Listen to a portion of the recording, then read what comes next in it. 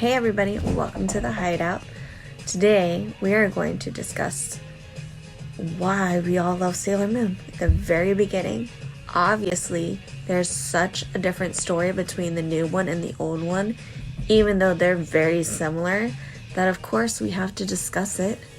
So, kick back and relax, and let's get started.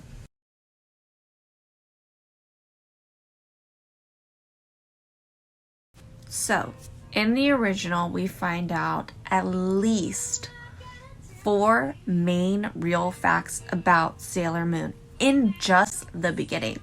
1, she is Serena or Usagi, depending on which version that you watch. She is the princess of the Moon Kingdom, and she is also Sailor Moon. She is also protected by 4 of her very close friends, who happen to be her 4 Sailor Scouts too. Not only is she protected by her 4 Sailor Scouts, she's also protected by Luna and Artemis, who are the original cats that you see from the Moon Kingdom. I mean, how cool is that? Plus, we meet Tuxedo Mask, who is her mystery male superhero that saves her day and helps her fight crime. But, you have to have a male character there somewhere.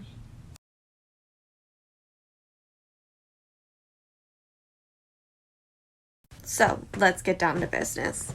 Serena happens to be the princess of the Moon Kingdom. Her mother is Queen Serenity. Not only by day is she a school student, but by night she is Sailor Moon. Not only does she fight crime, but she also saves the world from evil. Now that you know a little about her, let's also say that she has a superhero cat named Luna, who not only protected her on the Moon Kingdom, but she was also reborn with her on Earth.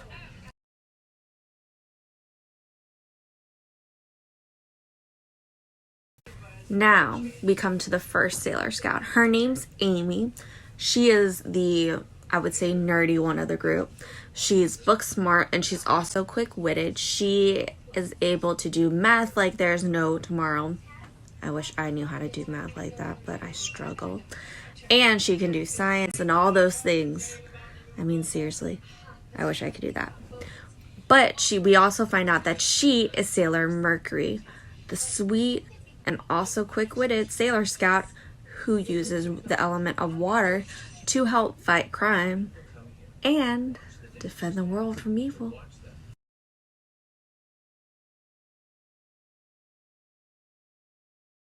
Now we get to discuss Ray. She is Sailor Mars. She is feisty, she is fierce, she also can kick some butt, and she is the monk of the group. Not only does she work for a monastery, but she also knows how to defend herself, and she knows how to use her element, which is fire. This is why she's also called Sailor Mars. Her element is fire. She represents the planet Mars, and she is the fiery of our Sailor Scouts.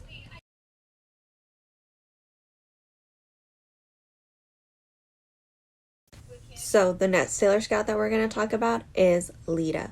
Unfortunately, I don't want to butcher her Japanese name, so I'm not even going to make an attempt to try. She is the very solitary of the Sailor Scouts. Like, she likes to be alone, but when she's with her friends, she also is super fun. She does thunder, weather manipulation, all about that superhuman strength because she does know how to fight.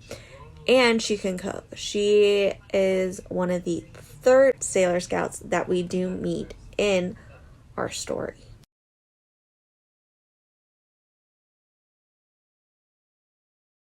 So the last of the original Sailor Scouts is Minako. She is Sailor Venus. She's all about passion and love and being there for her friends and, all the strong things. She's also a very head, honcho. She likes to be the leader when Sailor Moon can't, because that's her role as, a guardian. She has to be that person in a way. So, again, her whole thing is about love. So that's why she is the 5th and last of the 4 of the friends, but 5th of Scouts. She also comes with Artemis.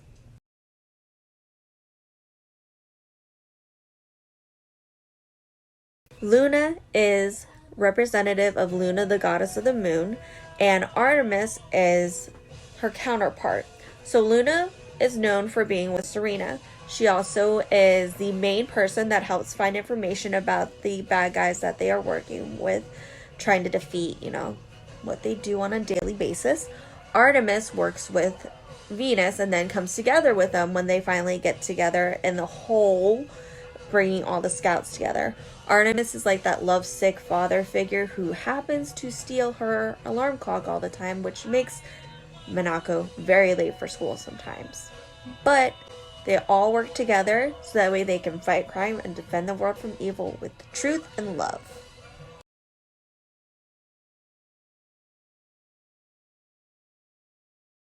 So in the original story, back when we first meet him on Earth, he is Darien. When we find out his history, he is Endymion, but we all know him as Tuxedo Mask. Again, I'm not going to try and butcher his Japanese name. I can't say it. I feel so bad. But he is basically like her support system. He only shows up when she really needs help, which is all the time. And they create the different staffs and they help, bring forth different powers that they may not be able to bring forth separately. And who else doesn't want a guy that looks so dashing and handsome in his tuxedo and his mask to help them save the day? I mean, who doesn't? I know she definitely doesn't want anybody else but him. So that's who he is.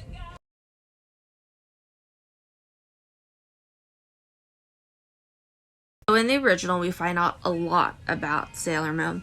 We find out about her life on the moon, and how it is interacted in with the life that she has created now. So I'm going to split it up into kind of different sections because, again, who knows what all is going on here. But we're going to sum it up for you real quick.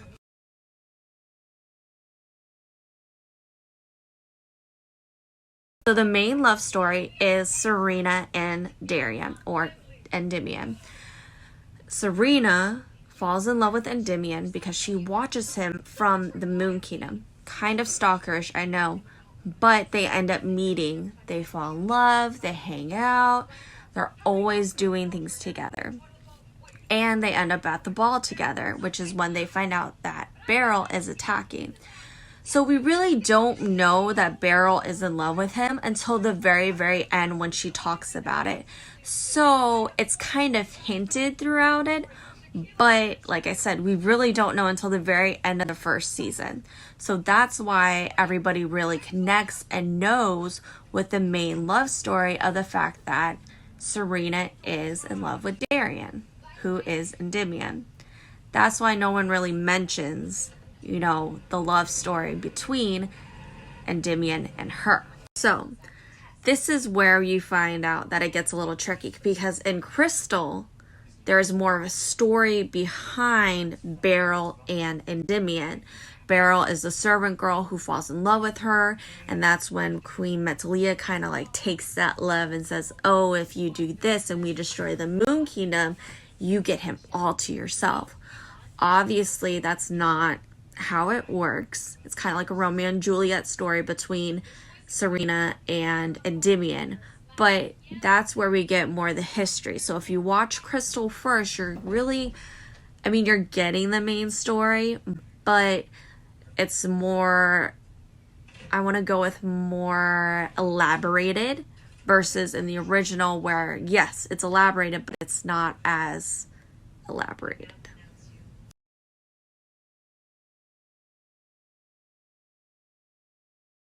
So now that we've talked about the love story, let's talk about the fact that both in the original and in Sailor Moon Crystal, there is the major fight that destroys the Moon Kingdom.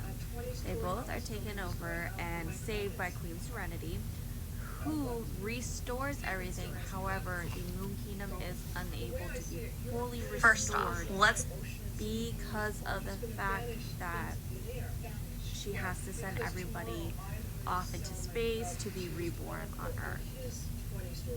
Darien and Serena, again, Princess Serena and Endymion end up dying together, trying to protect the love and the Moon Kingdom in the original, whereas in the second version, which is Crystal, they end up. So now that we've talked, suicide. so that's why, you know, you kind of have to look at it differently. In the original, it's all about the war, So that's so that way they can basically do the same thing, but not face the same price. Whereas in Crystal, again, they get taken off and sent off through Queen Serenity and the Moon Crystal. But the difference is that Endymion actually does die, and when she finds him, she... Whereas in Crystal, again, they get sent off through Queen Serenity and So, Moon Crystal. now we get to the But point the where they difference go back is to that visit them. Endymion actually does They've already die, found their and when powers, she you know, finds that's him, always a completely and separate takes her different life thing. because she But wants when to you be look with back, him. they all end up That's going when, back together, you know, all the it Sailor gets to the Scouts. point where they So end the up original, all you dying. go back to a wasted battleground. You really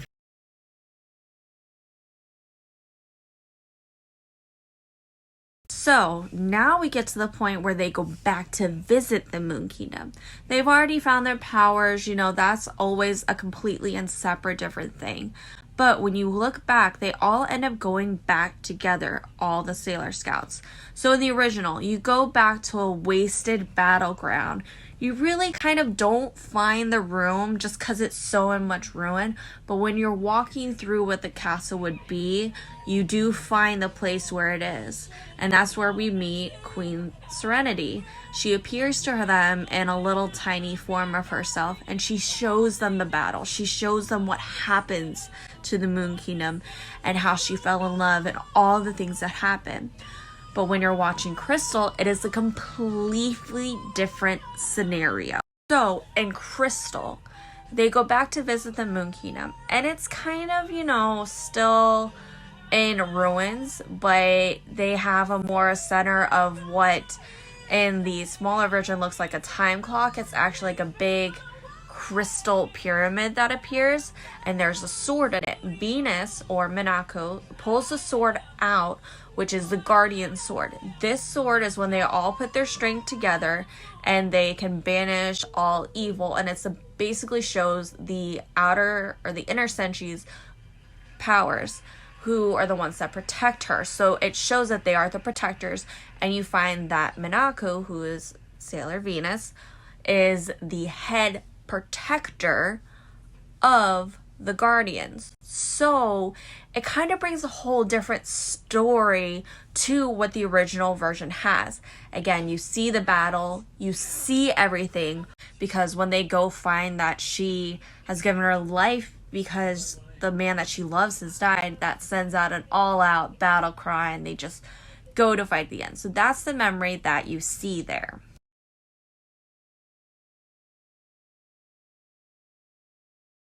So, in the original version, you meet Nephrite, Jedi, Zoisite, and Kunzite, or Malachite.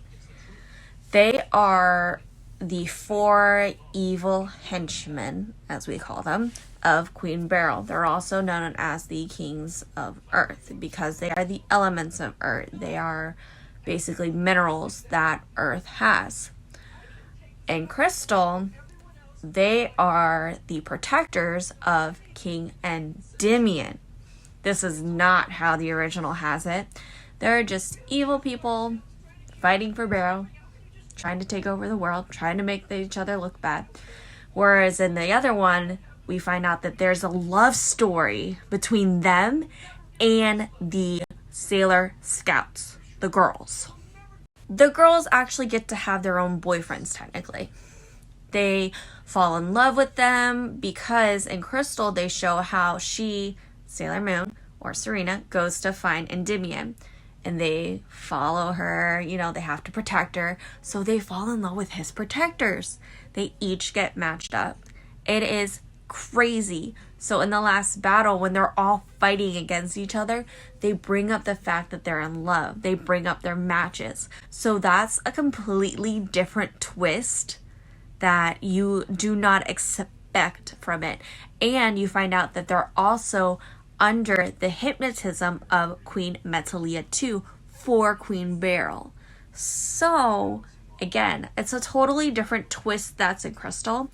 Personally, I like the original. I think it's cool that they all have their own matches, and you can kind of see it in the original, but I feel like Crystal gives it their own story, so it makes it a little bit more interesting. But again, I'm mainly for the original. I think a lot of the stuff that Crystal gives it is cool, but that's why I go for the original more.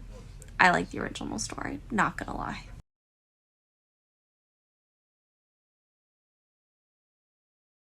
Last but not least, we have to talk about the final scene of this season, which is the final battle that starts the whole epicness for the rest of this series. In this battle, for both of them, we not only see Queen Metalia take over Beryl, we see Princess Sailor Moon basically kill herself, get saved by the locket that she found from Darius, that she somehow magically took home with her, and she gets saved by him by bringing her back to life. Then we get taken over to where she says, I'm going to defeat Beryl. I'm going to take my powers from my friends and use the crystal, and she makes her final wish. She basically says she's going to reset time to where no one remembers each other, and we all start out having a normal life again. Now, we are going to talk about this weird part that I noticed in Crystal. It's not really weird per se, but Endymion has powers.